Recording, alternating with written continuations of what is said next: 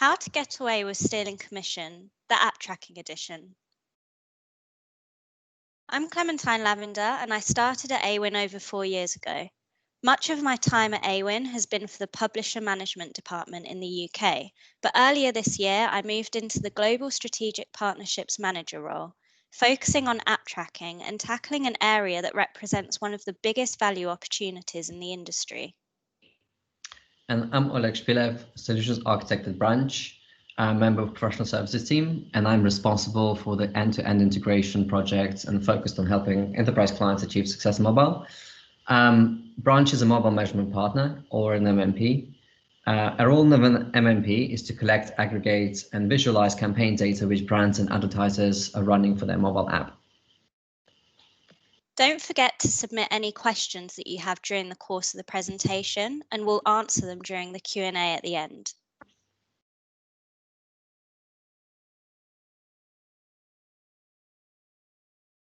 During the course of this presentation, we're going to be putting the aforementioned statement on trial. Are advertisers really stealing publisher commission, or is it more complicated than that? If it is more complicated, what are the other complications when it comes to implementing app tracking?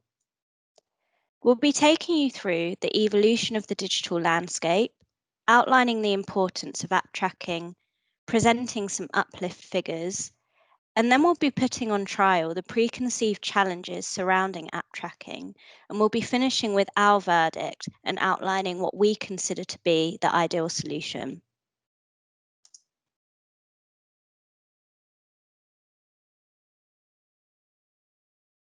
Pizza Hut were the first ever online pizza order form back in 1994, at a time where browsers could barely even support inline images.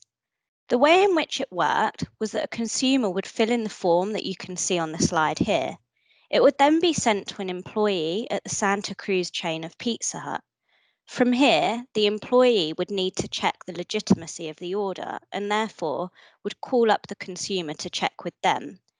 So, as you can tell, it's not the most seamless journey in the world. If we jump forward to 2020, the online food delivery business has since become a billion-dollar industry, both through direct relationships and through aggregator platforms like Uber Eats and Deliveroo. It's grown 300% faster than dine-in traffic ever since 2014. Mobile orders are now the preferred order option, representing 60% of all digital restaurant orders. And this will be down to the sheer convenience that they offer. They enable people to order whatever type of food they want from wherever they are, and you can even do things like pre-order. Orders placed via smartphone and mobile apps are due to create a $38 billion industry by the end of the year, and they were one of the fastest growing online industries of 2019, thus demonstrating just how much the digital landscape has evolved in a really short period of time.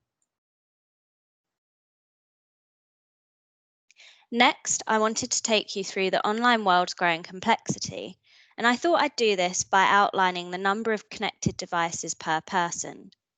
If we go back a decade, this figure sat at just 1.84 connected devices per person. But if we bring it forward to the present day, on average, people now have 6.58 connected devices per person. We no longer live in a world where people just have a desktop and maybe a smartphone. People nowadays may well have multiple phones, one for work, one personal. There are smart TVs, game consoles, tablets, and so on and so forth. With this growth of connected devices has come an increased level of complexity for online marketers who are now having to consider different forms of tracking, things like cross-device tracking and app tracking.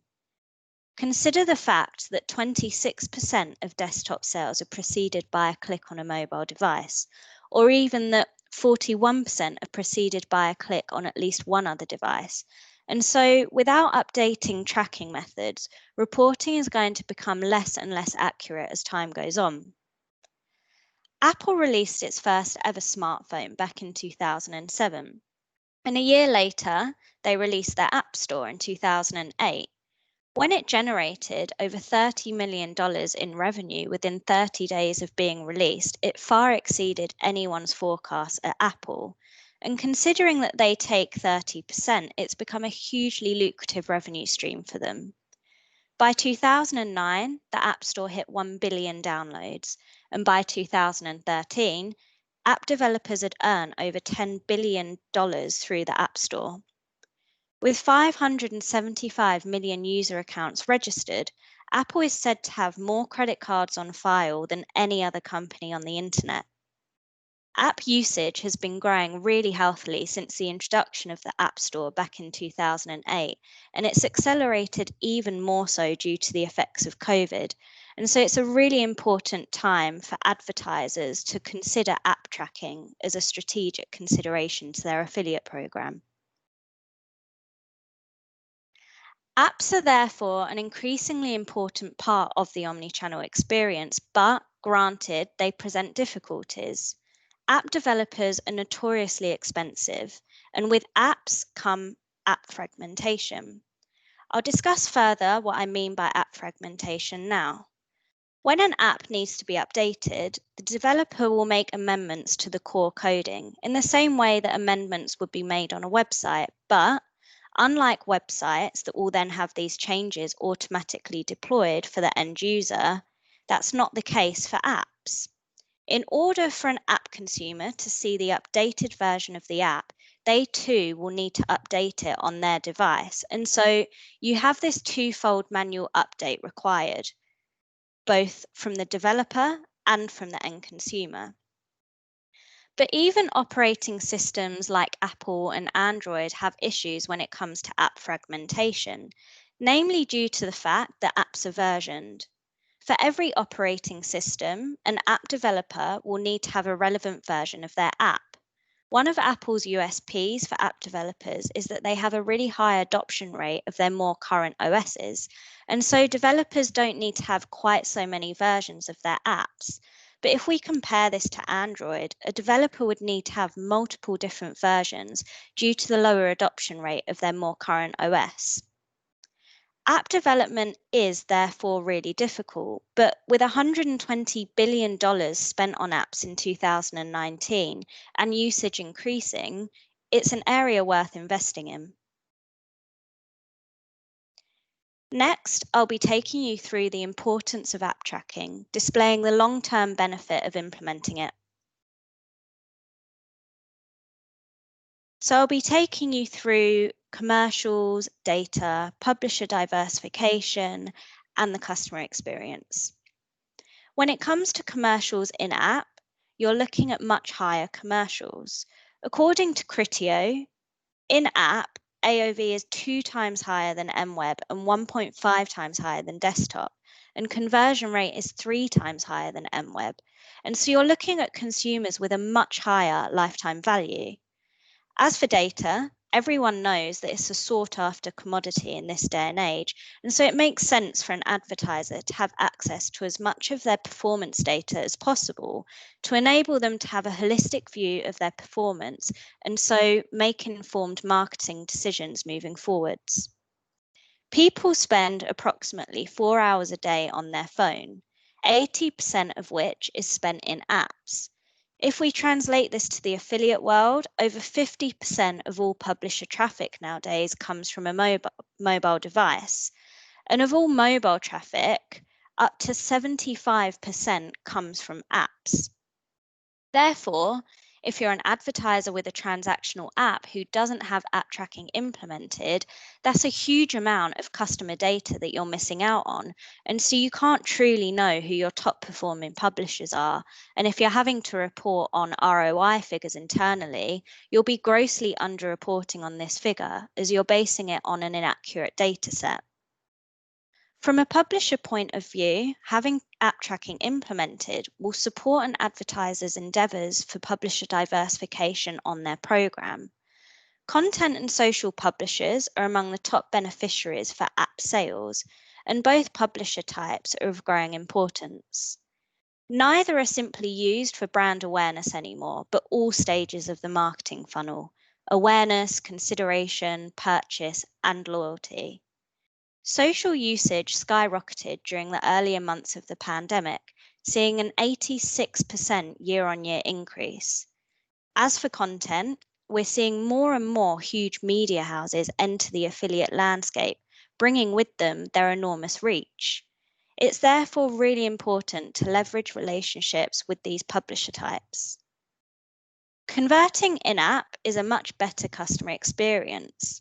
It's a localized environment, and so a lot more details are saved, which discourages things like basket abandonment, and it encourages higher order values. As an advertiser, you should be creating as seamless a journey as possible for your customers.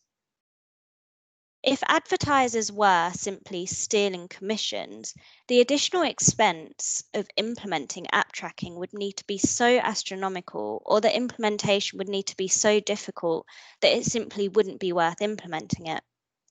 This slide outlines the numerous advantages to an advertiser implementing app tracking onto their program, and so it disproves that they would have this motive of simply stealing commission. Next, I'll be taking you through some uplift figures. So I hear time and time again that advertisers are worried that by implementing app tracking onto their program, it will cannibalize on non-app based activity. I'm here to tell you that that isn't the case. For an advertiser that integrated app tracking, I assessed their monthly growth for MWeb revenue before and after the app integration. Prior to the integration, it was averaging 12% and afterwards 21%. It therefore hadn't dropped but had actually grown. And I'm not here to tell you that by implementing app tracking, it will enhance MWeb performance. I'm just saying that it won't affect it. You're looking at two separate consumer types, one who prefers to convert in app and one who prefers to convert on MWeb. Implementing app tracking just makes the in-app experience more seamless for those that choose it, while still sending MWeb consumers to the MWeb. The graphs on this slide are an aggregated view of a few different advertisers on the Awin network that implemented app tracking onto their program. It's looking at the month-on-month growth since the integration. And if we look at the revenue graph, you can see healthy uplift since the integration month. And then if we look specifically between months 2 and 3, there's a jump of 41% overall program growth compared to the previous month. We can break this down even more so. App revenue achieved a 55% monthly growth, but non-app revenue increased 31%, which is actually a higher growth to what we were seeing before the integration had happened, and is therefore demonstrative of app tracking's incremental value. It goes beyond just sales and revenues and spans across all KPIs though. For another advertiser that implemented app tracking, they saw a 78% increase in their conversion rate within 2 months. And when looking at that same month, but the year before, their AOV had increased 279%. Now to look at things from a publisher point of view.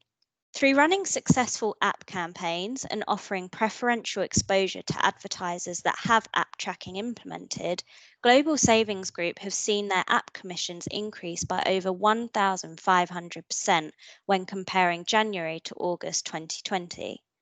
If we look at the graph below, you can see the revenue that Global Savings Group has driven for a fashion advertiser. They had healthy month-on-month growth, but when this advertiser implemented app tracking in April, there was a huge jump of 87%. An advertiser, therefore, wouldn't have genuine motive to miss out on app tracking. The incentives of implementing it far outweigh the deterrents. We'll now be putting on trial the preconceived notions around other blockers to app tracking.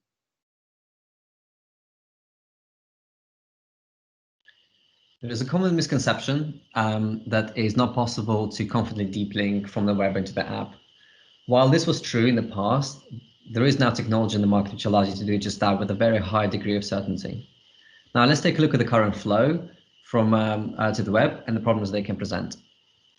The user is browsing a cashback site as an example, and they are a loyal user that have the app installed in their phone. The current flow would send them into the mobile web, where they might have to log in to complete the purchase. Now, we've all been there. We've forgotten our password, or for some reason it's not saved in our browser, and this could be the point where the user drops off. Now, let's say there's an option to proceed as guest, and you proceed as guest, and you put the item in your basket, and you go to checkout. At this point in time, then you may be prompted to put in your address and payment information again, and this is another potential friction point where the user might drop off. Now, this drop-off will directly result in lost revenue for the advertiser and the missed out commission for the affiliate. With the ability to send the user directly to the app, where they're already logged in, all the information is already saved, and all they have to do is just check out, there really is no reason why we should be pushing down the user down the low-performing mobile web funnel.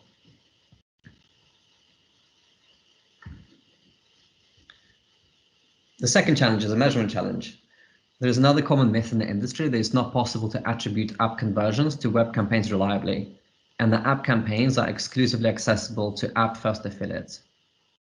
Now let's take a look at the typical measurement challenge. The mobile web is a tried and tested method which everyone's used to. Although even now this is becoming a little bit more tricky with the browser regulations and ICP. Now when the user is driven directly into the app, if they have the app, or into the store to download, there is always a potential of inaccurate attribution back to the affiliate, so the publishers and affiliates end up with a lesser credit than they deserve, just because a traditional MMP is not able to tie web and app together, or the app doesn't contain an MMP SDK at all. I'm here to tell you that, again, there is now technology in the market which is able to reliably tie the web and app steps together, irrespective of where the users come from, to give you that measurement on top of it.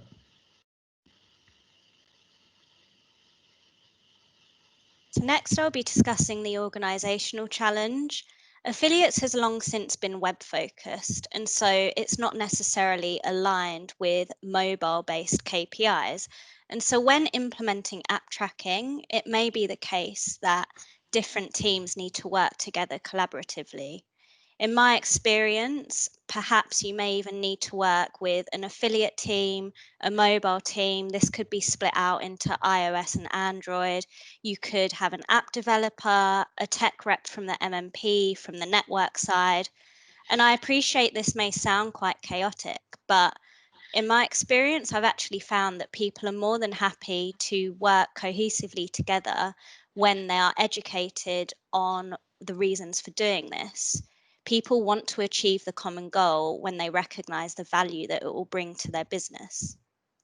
From a transparency point of view, I think it's really important that publishers are kept in the loop in regards to where an advertiser is at with their app tracking status.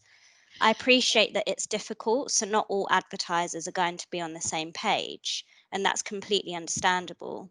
But it's important that publishers are aware of this.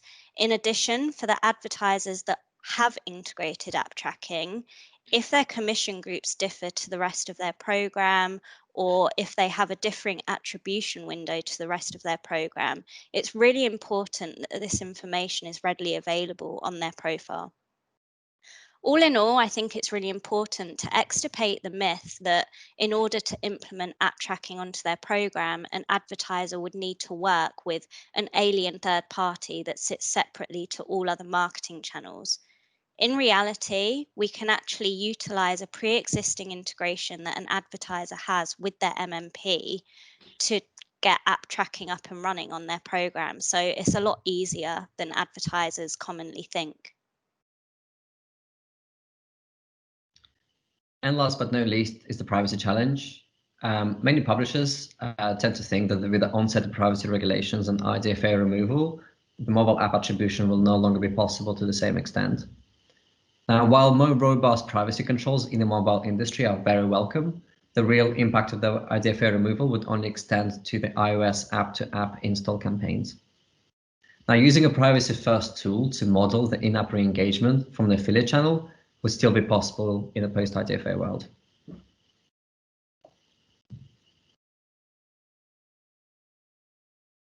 So now for our verdict.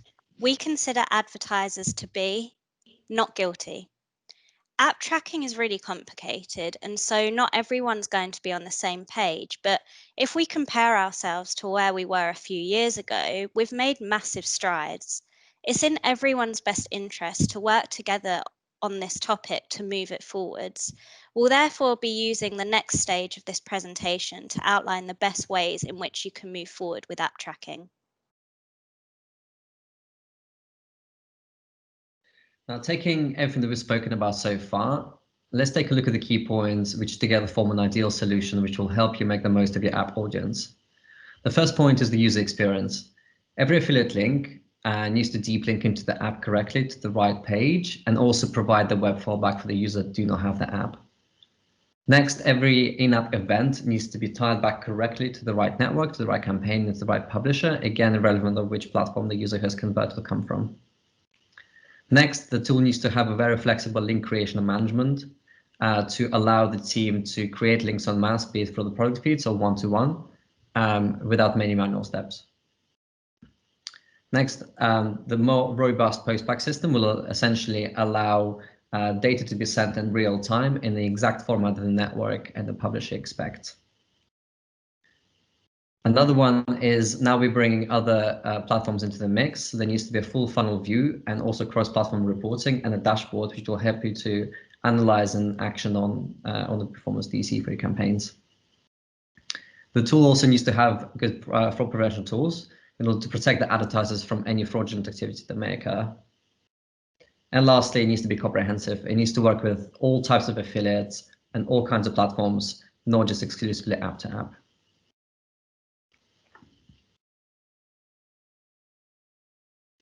Now, taking a look at the flow of the ideal solution. On the left-hand side, we have a publisher, the advertiser. And this could be any kind of publisher. It could be a blog, it could be a price comparison website, or an email affiliate.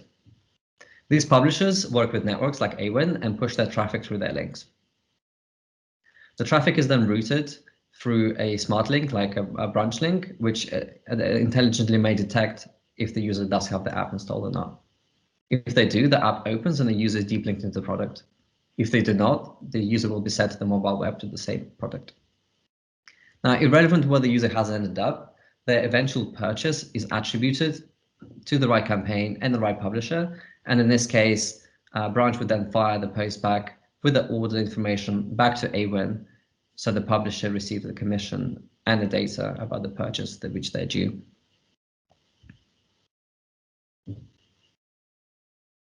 Now, taking a look at what that looks like from the affiliate side, there is not much change.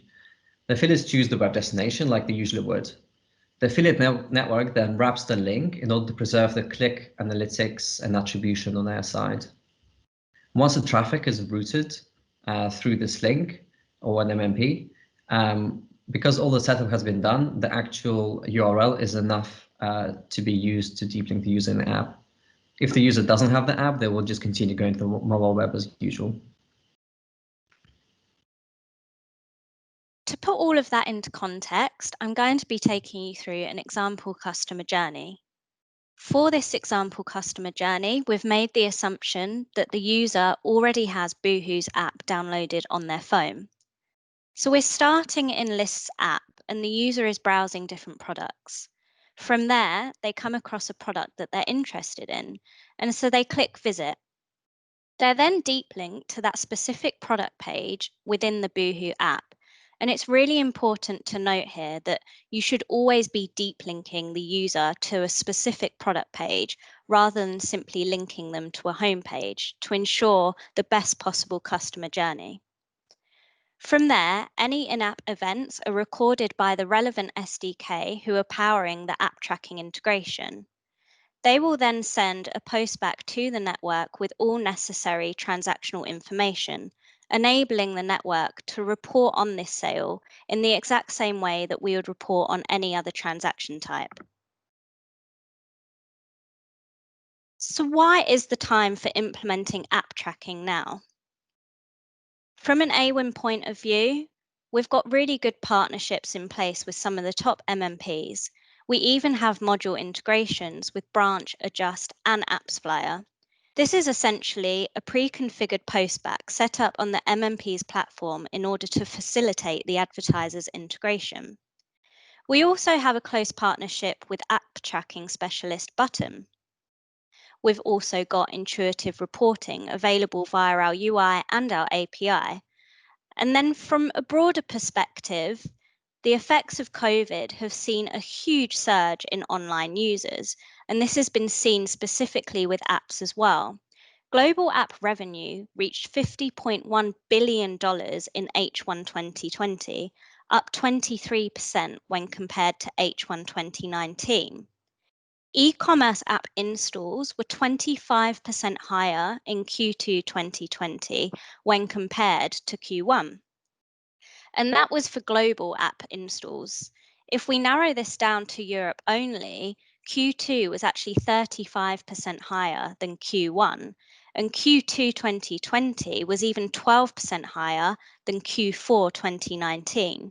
Considering the fact that Q4 is our peak period, it gives you an idea of quite how big Q4 2020 is set to be. There's a lot of app-first users out there, and it's time to capitalize on this. They now account for 66% of mobile sales. App tracking was complex to solve yourself, but advertisers no longer need to be burdened with this task. Between Awin and our third-party partners, it's now far simpler for advertisers. And hopefully the presentation today has demystified the linking challenge, the measurement challenge, the organisational challenge, and the privacy challenge, demonstrating that all can and should be overcome. Thanks for listening. We'll now be going over to our live Q&A.